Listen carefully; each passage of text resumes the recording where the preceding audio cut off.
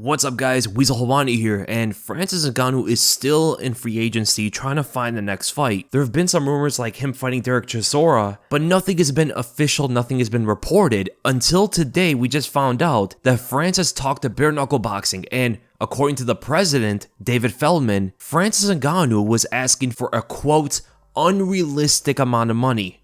Unquote. So apparently Ngannou is pricing himself out of bare knuckle boxing, which means he's probably not going to be fighting there. We don't know how much money he was actually asking for, but we do know that bare knuckle fighters don't really make as much money as like the UFC fighters. Although being the biggest star in that organization, you are going to make more money than pretty much anybody else. Ngannou will get paid more than anybody else that fought there, even more than Arnold Adams, who's getting paid a base salary of $250,000. Paige Van Zandt got paid $200,000. So at the top echelon, you do have fighters making in the six figures per fight. And we do know that Ngannou would be their biggest star, so they would jump that price up even more for him, knowing that he would actually draw people to watch his fights more than anybody else by a large margin. So he would have made probably somewhere in the mid six figures per fight, as well as having his own sponsors during the fight, which is actually going to jump his pay even more, which realistically he could get paid seven figures with everything involved, not just what bare knuckles paying them, but with sponsors and everything else. He could make like the high six figures to even the low seven figures if he played his cards right. And even the bare knuckle fighting president said that the longer Ngannou is going to stay in free agency without going anywhere, the lower his value is honestly going to be. He gave Ngannou advice and he said, you got to get something going now because your value is only going down. It's only decreasing because everybody's seen how hard you are to deal with. And the longer you're in free agency and not active in a sport, the less people are going to care about who you fight and where you fight. And that made a lot of sense. I honestly never thought of it that way until that guy said it. And that's 100% true. People right now are starting to forget about Ngannou. And it hasn't even been that long. Now imagine if he's in free agency for the next year, which actually might happen if he's not able to find a deal. And if he goes and actually fights Derek Chisora, who's the last guy that Tyson Fury just fought, he's not going to make that kind of money, man. He could probably ask for a 50-50 split with Chisora, or maybe 60-40 on his side. But knowing how the sharks are over there in boxing, they might outsmart him on the table. And word is that Ngannou's the guy that's actually negotiating. I don't know if he actually has a manager or a representative or an agent. It seems like he's the one that's actually talking. So what is Ngannou looking for? This is what's boggling my mind because he said it wasn't about money.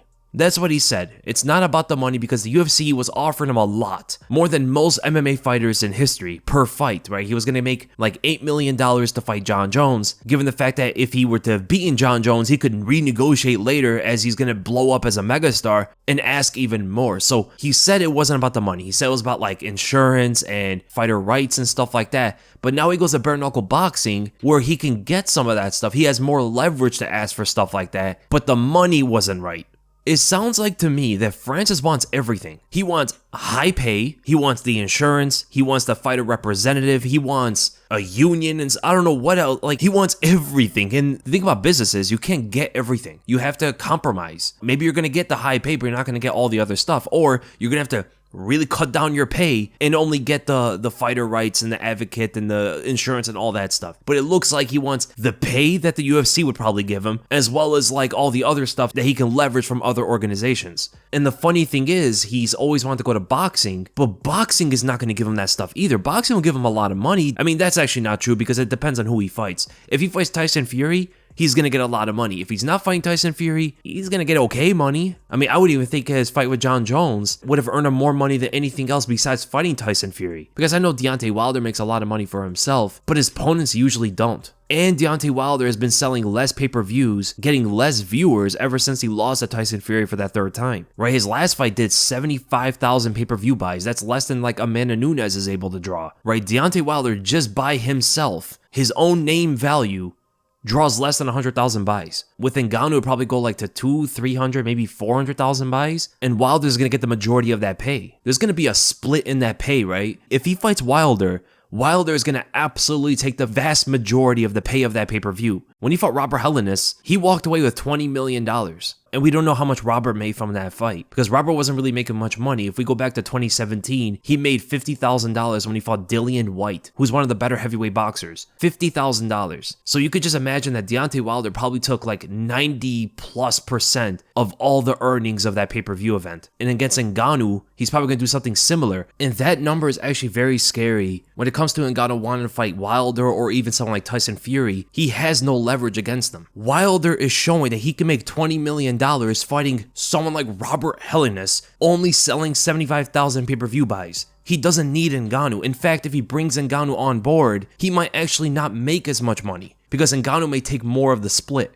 And as for Tyson Fury, he doesn't need Ngannou at all. He's having a hard time even getting a fight with Usyk. What this means is it's up to Francis Ngannou to meet some of their demands. And if he's not willing to do it, who does he fight? There's nowhere else he can go. He's going to go to the PFL and make maybe $1 million if he wins a tournament? He would have made more than that in one fight in the UFC, let alone fight through a whole tournament to make that much. If Ngannou's expecting like smooth negotiations and all the rights and all the money from the corrupt sport of boxing, he should probably think twice, man. That's one of the most corrupted sports in the world. And he's a new guy entering that field. The promoters, the businessmen, all the people that do the business negotiations are absolutely going to shark him. And if he wants to go and fight Tyson Fury was guaranteed $25 million to fight Derek Chisora. Chisora walked away with $4.5 million, and it was an 80-20 split for Fury. He made 80% of the pay-per-view split. That's something you're going to see from Ngannou as well. You're going to expect Fury to take like 70 to 80% of the pay-per-view split. And Fury's the bigger star of the two. That's the only fight, honestly. Ngannou's going to expect any kind of big pay comparable to what he would have made against John Jones. Because with the John Jones fight, they offered him $8 million. Derek Chisora, when he fought Fury, one of the biggest stars in boxing, he made about half of that. Good luck to Francis Ngannou. I really hope he's able to fight through this and get what he deserves. But realistically speaking, how things actually are, not what they should and could be, what they actually are, I don't see it turning out well for him. And many other people are saying the same thing. Experienced businessmen in the sport like Conor McGregor is also saying that Francis Ngannou made a mistake. Jose Aldo, who just fought in boxing a couple times, apparently he's been in talks with Floyd Mayweather, having negotiations with him, so he has a little bit of experience of negotiating with one of the higher-ups of boxing. He's saying as well that Ngannou shot himself in the foot because the offer that he was given from the UFC was something that 99% of fighters would not have turned down. It was so much money with the opportunity to blow up as a megastar against the best fighter in UFC history, against one of the biggest stars in John Jones. Imagine if Ngannou would have beaten that guy. What would have happened for his career? Do you know how much leverage he would have? The guy that finally beat John Jones would have such leverage over anybody. He could demand a lot more than what he can now. Because right now, he's not that big of a draw. If we're going to be objective here and look at it realistically, he's not that big of a draw. What can he himself sell? How many people would pay $60, $70, or $100